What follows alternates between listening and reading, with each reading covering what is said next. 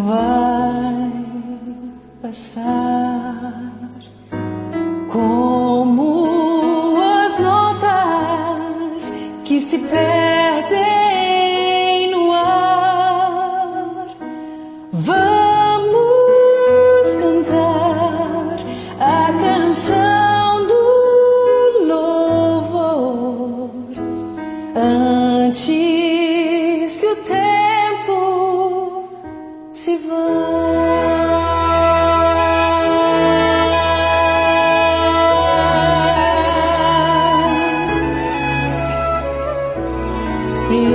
Esse momento vai terminar como uma nuvem que passa no ar. Vou dar então minha vida ao Senhor. Olá, meus irmãos e minhas irmãs, é uma satisfação enorme revê-los através desse novo estudo da Palavra de Deus, entrando num novo trimestre. Agora voltaremos a estudar, depois de muito tempo, o tema O Grande Conflito. Eu confesso que é o meu preferido. É um tema muito gostoso, muito abrangente e que realmente abre a nossa mente em diversas direções, mas todas elas convergidas ao reino eterno, à nossa salvação e andar nos caminhos do Senhor. Eu gostaria, antes de iniciar esse estudo, de convidá-los para uma palavra de oração. Santo Deus, nos dê sabedoria, Senhor. Nos inspire e nos ilumine com o Teu Santo Espírito, para que possamos de fato compreender a revelação do texto sagrado e possamos não só entender, mas ter condições também de praticar e de ensinar aqueles que nos cercam. Prepare-nos para o Teu reino, capacita-nos, abençoe-nos. É o que te suplicamos, agradecidos em nome de Jesus. Amém, Senhor. A história do grande conflito entre Cristo e Satanás. Meus irmãos, eu gostaria de citar dois textos bíblicos, dentre os quais nós podemos entender de maneira mais objetiva este tema. João 8,44 e Gênesis 1, de 1 a 3. Bora lá. Para entender a história do grande conflito entre Cristo e Satanás. Cristo aqui conversando com os discípulos, lá no Evangelho de João, então no capítulo 8, no verso 44, na hora de dar uma dura neles, chamando a atenção deles no caso de quando eles preferem optar pelo engano, gostar de ser enganado, ou resolvem praticar a mentira de alguma maneira, ele vem dando um aperto e entra com uma revelação bombástica, eu diria. Nesse texto, ele entra de cara, dizendo: vós tendes por pai o diabo, e quereis satisfazer os desejos dele. O diabo é homicida desde o princípio. Presta atenção, irmão, no que ela afirmou aqui. O diabo é homicida desde o princípio. Então Jesus entra com a revelação no meio de uma bronca que estava dando os discípulos, aonde no contexto adiante ele entona o porquê dessa bronca. Ele nunca se firmou na verdade e nele não tem verdade nenhuma. Ou seja, ele é homicida e mentiroso desde o princípio. Quando isso é revelado para nós aqui em João, capítulo 8, verso 44, essa palavra princípio nos remete a Gênesis capítulo 1, esse outro texto que eu citei, Gênesis 1, de 1 a 3. No princípio, criou o Senhor Deus os céus, plural. Nós temos quantos céus? Primeiro, segundo e terceiro. O céu galáctico, onde nós estamos, na Via Láctea. O céu intergaláctico, segundo céu. E terceiro céu, a morada do Senhor, acima de tudo. No princípio, criou o Senhor Deus os céus e a terra. Detalhe, a terra ficou deixada sem forma e vazia. Outro detalhe, havia trevas sobre a face do abismo. e o Espírito do Senhor movia sobre a face das águas. Irmãos, presta atenção. É os pontos aonde há uma conciliação, eu vejo claramente, entre a ciência e a teologia aqui, nesse tema. Veja bem. Quando o telescópio Hubble encerrou suas atividades em 2015, ele deixou catalogado mais de 2,5 trilhões de galáxias. Em 2021 foi lançado o James Webb. E o que esse equipamento já tem revelado e mostrado ao mundo é de cair o queixo. E isso o que eles resolvem contar para nós, expondo através de postagens sérias em fontes sérias. Não é qualquer fonte. Mas vamos lá. Esse princípio aí, que ele era homicida, presta atenção no que a Bíblia está dizendo. O diabo já era homicida lá onde a terra ainda estava sem forma e vazia. Ela foi criada e deixada sem forma e vazia. Não tinha fauna e não tinha flora, não tinha eu e nem você. Não existia vida aqui no planeta. Só a partir do verso 4 que passaria a existir vida nesse planeta. Mas então, nesse princípio aí chamado, não tinha vida. Ela estava sem forma e vazia. Se não tinha vida, vamos para a ciência, a citação que eu queria dizer da conciliação.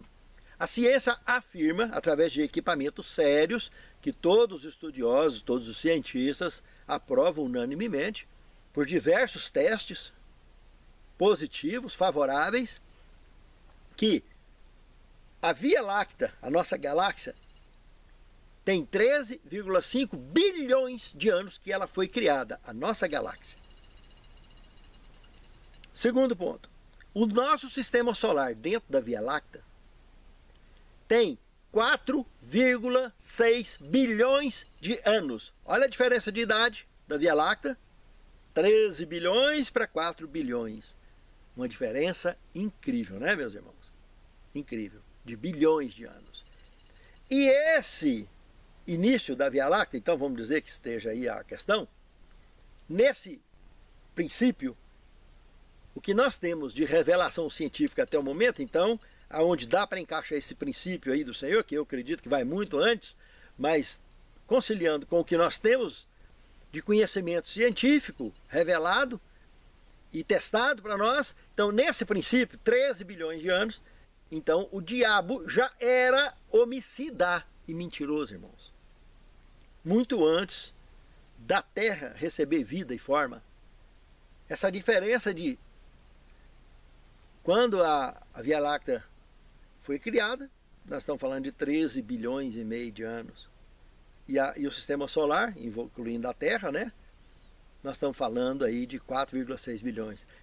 Então a Terra povoada, recebido vida, onde aparece a semana da criação, que deu vida a esse planeta, e ao Sol, que é 2 dias mais novo só do que a Terra, segundo o relato bíblico. Então, essa tem 4,6 bilhões de anos. E aí, isso deixa para nós uma prova clara de que o pecado, de fato, começou no céu, como o texto bíblico de João 8,44 afirma, e o nosso planeta, como outros a partir do nosso, e outros, quem sabe, antes do nosso, também foram criados dentro da instalação do conflito. Debaixo do conflito, do grande conflito que já vinha se arrastando por milhares e bilhares de anos. Entende? A grande questão é o que aconteceu durante esse conflito que veio ajustando e moldando as questões, afunilando na direção da recuperação de toda essa situação. Aí nós estamos entrando dentro de estudos bíblicos, tanto da parte histórica, profética, como escatológica, e entenderemos melhor o ajuste de toda essa questão. Mas a história do grande conflito entre Cristo e Satanás já vem se arrastando há bilhões de anos. A queda, que nós vamos entrar nela agora, a queda dos nossos primeiros pais, a batalha do céu, que está todo ligado, nós vamos ver que isso aconteceu só 4.000 anos antes de Cristo.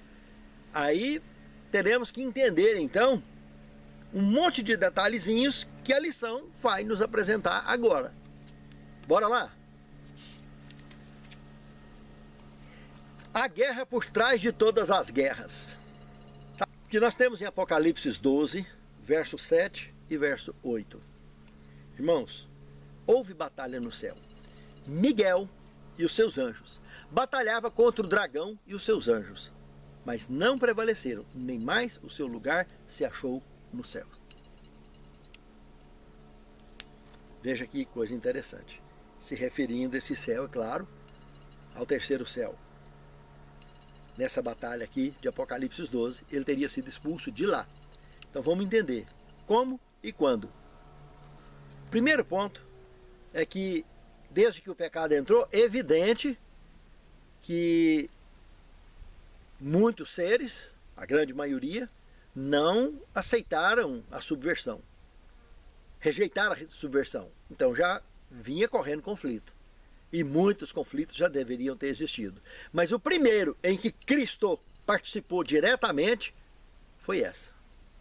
Essa é a batalha que explodiu frente a frente, superando tudo quanto é tipo de conflito que tem havido até então. Essa aqui foi uma batalha armada. Uma batalha onde aconteceu a expulsão dele do terceiro céu. Ele foi lançado. Segundo a lição, nós vamos aprofundar aqui agora, veio parar justamente aqui no nosso planeta. E é justamente aí que entra o segundo tema, guerra no céu. Que é o capítulo 12 de Apocalipse, mais do verso 7 até o verso 9. Olha o que é que diz lá.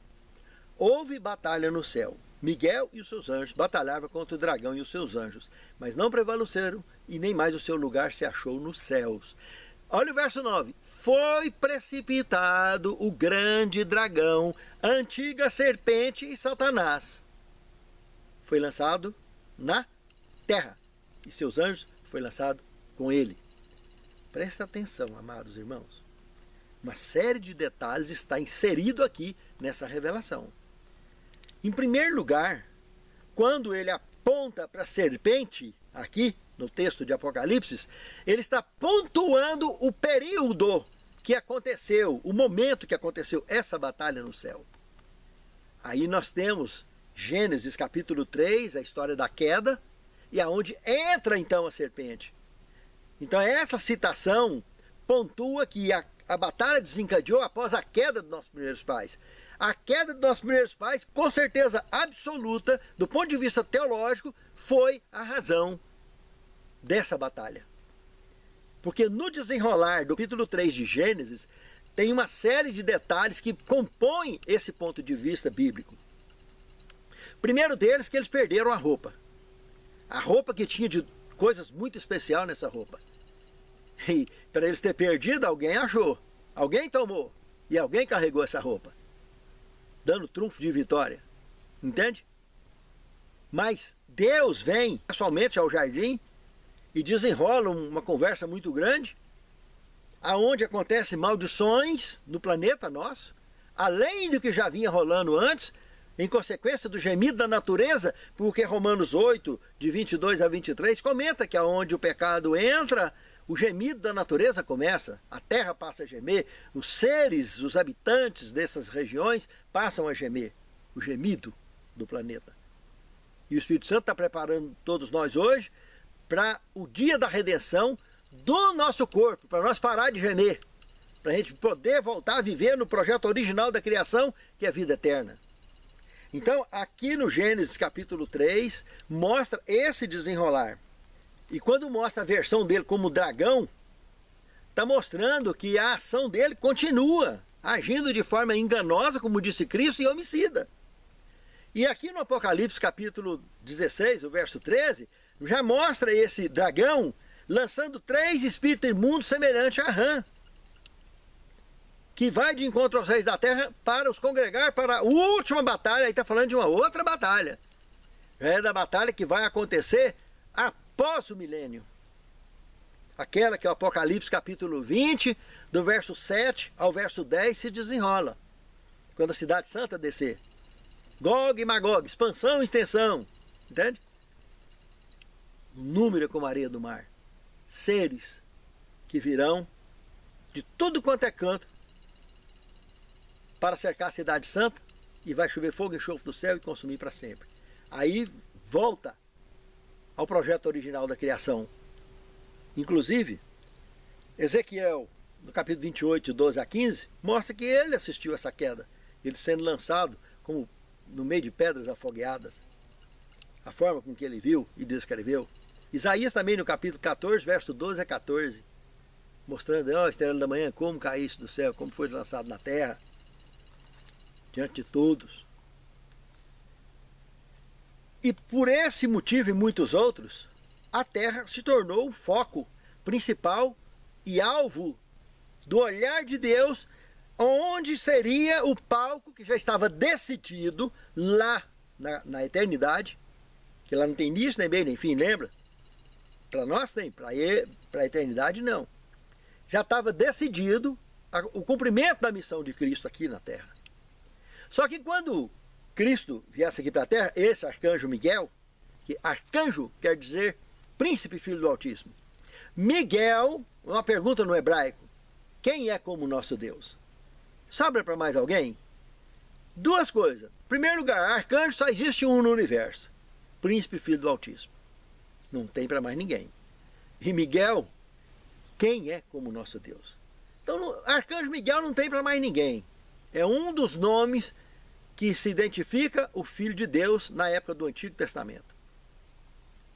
E esse que participou nesse primeiro registro bíblico de um confronto direto com Satanás, onde nesse confronto ele foi expulso de lá, do céu, do terceiro céu. Isso por quê? Porque o terceiro tema, Lúcifer engana e Cristo prevalece. O Apocalipse capítulo 12, verso 4, mostra que quando ele lança a cauda dele após si, ele lança 1/3 das estrelas do céu. Estrelas aqui tendo significado de anjos. Mas anjos são mensageiros, são seres como eu e você. Nós somos anjos. Somos nós que representamos as 3 mensagens angélicas, os anjos das mensagens angélicas aqui na Terra, que estamos pregando a todo o povo, tribo e língua. Então são seres, 1/3 dos seres criados até então, que é uma quantidade infinitamente menor do que hoje, claro, de reinos no universo criado, porque vocês vão ver a hora que sair o relatório do James Webb, a quantidade assombrosamente maior de galáxias. E é esse o Deus maravilhoso que cuida de mim e de você, que criou tudo e continua criando e não parou de criar. Em pleno conflito está criando normal. E muitos reinos vão superando o pecado. Muitos reinos e outros seres vão se sucumbindo ao pecado. Aqui nós estamos nessa luta, a luta do grande conflito. A sede do grande conflito, segundo a pena inspirada, é a nossa mente. Se a gente vencer ele aqui, vai vencer lá fora. E Cristo condiz com isso muito bem, quando disse, o reino de Deus está dentro de vós. Se você encontrar ele lá dentro, você vai ser vitorioso. Uns dizem, ele aqui, ele acolá. Ele não vem com visão exterior. O que ele está dizendo é que para poder nós encontrarmos esse do exterior, nós temos que encontrar o do interior primeiro, ter certeza da salvação, ter convicção que eu sirvo a Deus, que eu não tenho nada entre eu e Deus. Tem eu e ele, a minha relação com ele. Eu sou pecador, eu sou mortal, eu sou frágil, cometo erro, sim. Mas eu não abro mão dessa relação minha com Deus. E busco diariamente uma restauração para que em espírito e em verdade eu esteja sempre adorando ao Senhor. E obedecendo a sua palavra e seguindo as orientações da sua palavra. Essa é a maneira que eu vejo o cristão. É que eu me vejo, eu me coloco dentro desse contexto para a honra e a glória de Deus, para servi-lo sempre em espírito e em verdade. Com todas as nossas debilidades e fraquezas. Mas devemos orar sem cessar nessa direção, para que nós não percamos o rumo. Pense nisso, amado irmão. Pense nisso, amada irmã. Porque Lúcifer engana e mente e mata. Cristo prevalece, porque conhecereis a verdade e a verdade vos libertará. Um outro detalhe que nós trapamos aqui nessa mensagem, no verso 12 do Apocalipse 12, envolve algo significativo. Quando o diabo foi lançado na terra, lá está dizendo, alegrai-vos vós aos céus que neles habitais. Outros seres, céus, plural, Entende? Primeiro, segundo, terceiro. Ficou livre do diabo. Os reinos de raça pura ficou livre porque ele não vai mais acessar. Mas o resto do verso 12 está dizendo: mas ai dos que habitam na terra e no mar. Tem gente habitando no fundo do mar. Mais de 70% do planeta é água, irmãos. Não foi eu que escrevi. Filipenses 2,10 também trata desse assunto, e outros textos do Apocalipse também trata. Debaixo da terra, debaixo do mar, tem gente morando. Nós não temos contato, mas são seres que estão à frente do nosso tempo. São evoluções da descendência de Adão, que pecou antes dele pecar. É por isso que quando nós chegamos lá no Gênesis capítulo 6, mostra 3 grupos de pessoas ali: filhos de Deus, filhos dos homens e os nefilins. Esses nefilins, que eram os homens de renome da antiguidade, está falando nisso. Antiguidade de quê? Se nós estamos falando ali de filho dos homens, filho de Deus, descendente de Caim e Abel. Mas nefilins é descendente de Adão antes de Caim e Abel. Caim e Abel são os filhos de Adão e Eva fora do jardim. Dentro do jardim, Gênesis capítulo 3, verso 20, está mostrando bem claro ali que Eva era a mãe de todos os seres que tinha aqui na terra. Entende, irmãos? Então, esses foram antes de Caim e Abel. E desses descenderam nefilins, dentre outros povos que pecaram antes. Mas quem liderava o planeta? Adão e Eva. O jardim do Éden foi inatingível até enquanto eles se mantiveram firmes e fiéis ao Senhor. Mas a terra já tinha sido atingida, porque ela foi criada debaixo do grande conflito. Nós temos aí na história o registro daquele asteroide gigantesco que bateu lá na região do Novo México há 65 milhões de anos atrás e abriu uma cratera de mais de 200 quilômetros de diâmetro. E a ciência, a história dá nome à era dos dinossauros, início das glaciações, etc., aonde uma série de transtornos aconteceu na natureza, confirmando o que Paulo disse em Romanos 8, 22 e 23, com relação à terra gemer por causa do pecado. Então, essa bagaceira já vinha acontecendo, porque o conflito não começou aqui na terra, começou no céu. Então já tinha confusão já nessa natureza ocorrendo no universo criado por Deus. A questão é que esses seres que pecaram antes de Adão, eles foram expulsos do jardim, não podiam entrar, assim como eles seriam expulsos quando pecassem também. Agora, nós temos um exemplo na Bíblia Sagrada de ser que não pecou, descendente de Adão, Melquisedeque. Ele circulou para lá e para cá o tempo todo. Ele aparece ali nos dias de Abraão, já há 2000 anos antes de Cristo. Os salmistas fazem comentários sobre ele, e Paulo fez comentário sobre ele no capítulo 7 de Hebreus, uma série de detalhes importantes, inclusive que ele teria se tornado sacerdote aqui na terra, ele já era lá nos dias de Abraão, e que ele teria sido responsável de transferir o sacerdócio para o próprio Cristo, porque ele já era membro de sacerdócio eterno. Olhando essa linguagem do ponto de vista em que, enquanto existiu o conflito, que na nossa visão, por tanto tempo, parece eterno, né? Mas um dia o conflito vai encerrar. E ele jamais seria um sumo sacerdote, porque só Cristo poderia assumir esse sumo sacerdócio eterno e dar fim no pecado de vez. Por isso que lá no Apocalipse, capítulo 21, verso 22, comenta que lá não tem santuário na cidade santa.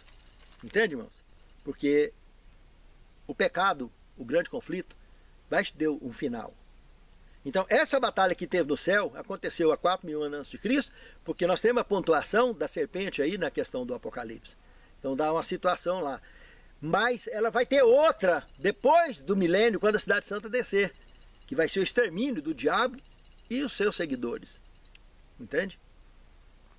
Que hoje envolve uma quantidade tremenda de pessoas, de seres, e serão todos extintos.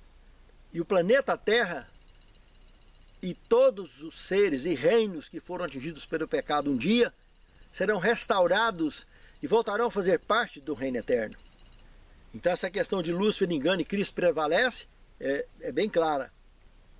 Cristo prevalece porque ele é a verdade e a verdade liberta e salva. Mas Lúcifer é engano e mentira. Mentira e homicídio, a dupla fatal, que liquida com os seus amantes.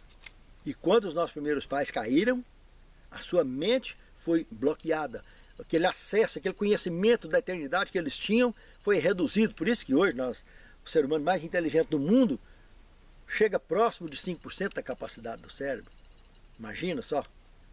Os nossos primeiros pais se tornaram praticamente uns primitivos para entrar em franca evolução dali para frente. E não é à toa que no quarto tema nós temos o planeta Terra se envolve. Aí aqui nós estamos vendo a queda do casal então há 4.000 anos atrás. Romanos 8:22, o planeta gemendo, o universo por onde passou o pecado gemendo e aguardando a redenção. O terceiro ponto, que outros já vinham pecado antes de Adão e teriam sido expulsos. Ainda pontuei os nefilins ali como um terceiro grupo, que já tinha evolução suficiente, ou ele ou outro grupo qualquer, para construir o complexo de Gizé, que já existia 300 anos antes do dilúvio. O dilúvio veio, destruiu tudo, mas o complexo de Gizé não destruiu. Ficou lá bonitinho. Está lá até hoje, para todo mundo ver. E outro detalhe, não tem nem engenheiro e nem um arquiteto que consegue construir um até hoje. O nível de inclinação, os maiores arranha-céus do planeta não chegam nem perto do nível de inclinação daquelas pirâmides. Até hoje. Irmãos, é incrível, simplesmente incrível. Algo muito sério está sendo colocado para nós. Com o testemunho dessas obras construídas por culturas avançadas, muito à frente do nosso tempo, ainda. Então, outras civilizações surgiram. Nós temos registros arqueológicos incontestáveis, como Jomons, por exemplo, um dos grupos que daria origem aos japoneses mais tarde. Existe há 10.000 anos antes de Cristo. Dentre outros grupos que surgiram também, há muito tempo. Entende, irmãos? Quer ver a coisa? Se você vai lá no Gênesis, no capítulo 4, Caim mostra ele que quando ele matou o irmão dele, ele pega a esposa dele, e não é a irmã dela não. Ele não casou com a irmã dele. Ele pega a esposa dele, de que povo era essa menina? Entende, irmãos? Então existiam outros povos que pecaram pouco antes do casal, que já estava se formando por ali, como Jomons e outros mais. E ele tinha uma esposa. E ele foi lá para a terra de Nódia, quer dizer, exílio, e construiu uma cidade chamada Enoque, que é o nome do primeiro filho que ele teve, que não tem nada a ver com aquele Enoque que foi trasladado para o céu. Aquele é bem mais jovem. Esse é bem mais velho e segundo estudos aprofundados, seguiu a linha de Caim. Entende? A linha rebelde e pecadora de Caim e de Lúcifer. Então, irmãos, esses assuntos são polêmicos? São, por quê? Está fora da caixinha? Tá, porque a Bíblia está totalmente fora da caixa religiosa, da caixa científica. Ela está muito à frente do nosso tempo, irmãos. Então, quando ela toca nessas milindras aí, o bicho pega. Pega porque o arroz com feijão que foi juntado aí ao longo da nossa história, isso aí é pedra pesada. Então, mas Paulo comentou, né? Aos infantes dai leite e aos adultos comida sólida. Realmente tem que ser assim, tem que dar papinha. E às vezes a gente come papa demais a vida inteira. E a hora que a comida engrossa muito, fica meio difícil de digerir. Mas depois que engorda fica fácil, porque aí a gente cria ânimo. A mente abre e a gente começa a buscar mais dentro da palavra de Deus, que ela é a fonte de toda a revelação. No quinto tema, o amor encontra um caminho. Realmente, irmãos. Gênesis 3,15, que mostra a profecia da serpente beliscar o calcanhar da mulher. E a mulher pisar na cabeça da serpente, a mulher aí sendo vista então como o povo de Deus na terra, a igreja, né? Mostra então que lá no Calvário, quando Cristo morreu, a igreja sofreu uma picada no calcanhar. Mas ele ressuscitou do sepulcro, ele tinha morrido a morte eterna, irmãos. Apocalipse capítulo 1, verso 5, fala que ele foi o primogênito dos mortos. Por quê? Porque ninguém morreu antes dele, irmãos. Ninguém. Porque ele morreu a morte eterna. E ele mesmo, ao falar lá no Evangelho de João, no capítulo 11, dentre outros textos do Novo Testamento, ele falou que quem estiver conectado com ele não morre nunca. Dorme, como dormiu Lázaro, dentre outros. Irmãos, um outro detalhe interessante que entra aqui, que em Hebreus capítulo 2, verso 9, diz que Jesus é menor, um pouco menor do que os anjos. De fato, nós estamos falando de Jesus e não do arcanjo Miguel. O arcanjo Miguel é Deus. Jesus, ele deixou de ser Deus, entre aspas, né?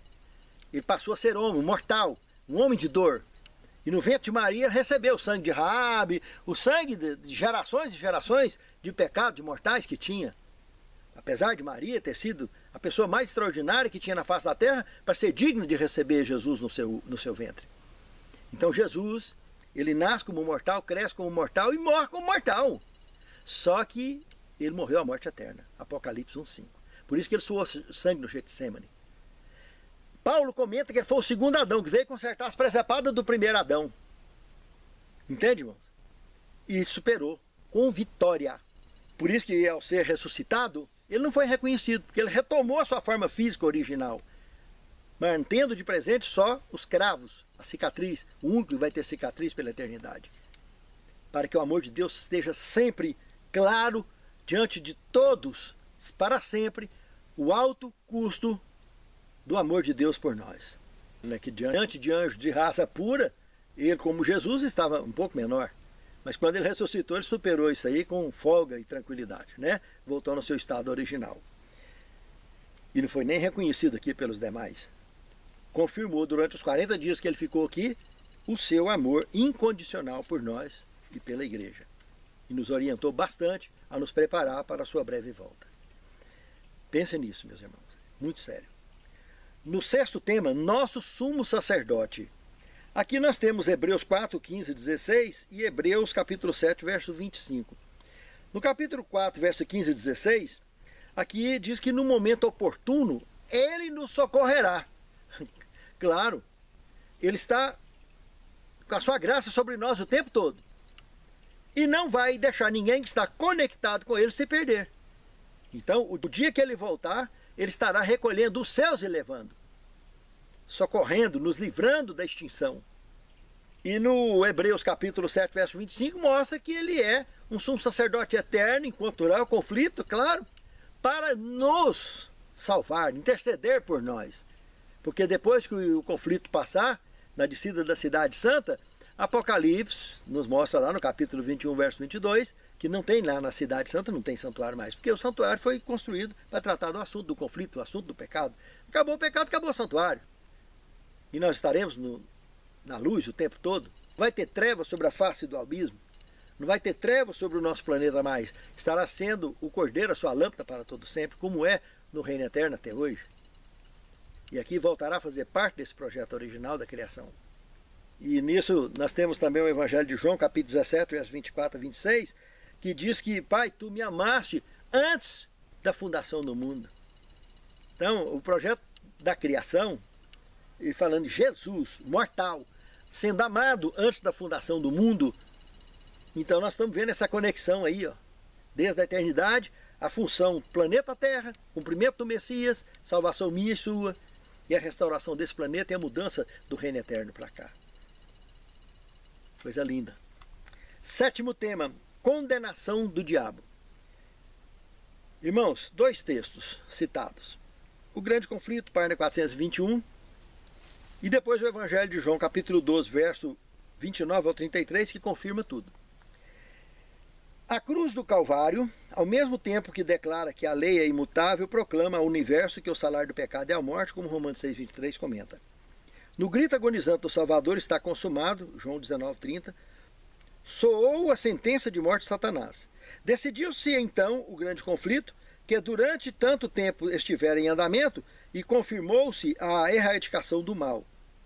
O Filho de Deus transpôs os umbrais do túmulo para que, por sua morte, destruísse aquele que tem o poder da morte, a saber, o diabo. O Evangelho de João, no capítulo 12, verso 29 a 33, confirma tudo isso. Ali se desenrola aquele tema onde o Pai vem conversar com Jesus durante uma pregação dele, onde os gregos estavam participando dessa pregação, e ali vem a confusão, desde o verso 29 do capítulo 12 do Evangelho de João, de que o grupo se dividiu. Um grupo que entendeu que aquela voz era um idioma inteligível, mas que não existia mais na face da terra, mas entendeu que era um idioma inteligível. E outro grupo achou, não, isso é trovão. Aí Jesus chama eles e chama a atenção, olha, essa voz que vocês ouviram, não veio por causa de mim, veio por causa de vocês. Aí ele passa a explicar o tipo de morte que ele ia ter, mas por quê? Porque o príncipe das trevas, naquele momento ali, foi condenado, estava sendo expulso do planeta Terra, porque ele já tinha, evidentemente, consumado a execução de Cristo. Entende? Para partir para cima. Já estava tudo arquitetado já. Dali para frente, a qualquer momento, se desenrolaria a trama que levaria Jesus à morte. Então, o momento dele ir para a cruz, a serpente picou o calcanhar da igreja. E no momento em que ele ressuscitou da tumba, a cabeça do diabo foi esmagada para sempre. E ele foi expulso do planeta. Apocalipse capítulo 20 mostra, no verso 1 ao 3, que quando o anjo chega para prender ele aqui, agora na volta de Cristo, e deixar ele preso por 1000 anos, ele estava no abismo, não na terra. Entende? É nesse abismo. Não sabe, sei lá, se esse abismo é no fundo do mar, que 70% do planeta é água, ou se é fora do planeta, mas está envolvido com a terra de alguma maneira. Contudo, ele não circula no planeta, ele age no planeta através das potestades da maldade e dos 3 espíritos imundos semelhantes a Rã que ele lançou para ir ao encontro dos reis da terra, preparando para a última batalha, essa que vai ter depois do milênio. Essa vai ser a batalha decisiva, onde vai ser extinto para sempre o diabo e seus anjos. Ó Senhor, que todos nós, os nossos lares representados, estejam contados no seio de Abraão naquele grande dia, dentre aqueles que estarão para sempre contigo. Prepare-nos, encha-nos de entusiasmo e fé e de conhecimento da Tua Palavra, para a honra e glória do Teu santo nome, e que a Tua volta seja breve, em nome de Jesus. Amém. Vai passar como as notas que se perdem no ar. Vamos cantar a canção do louvor antes que o tempo se vá.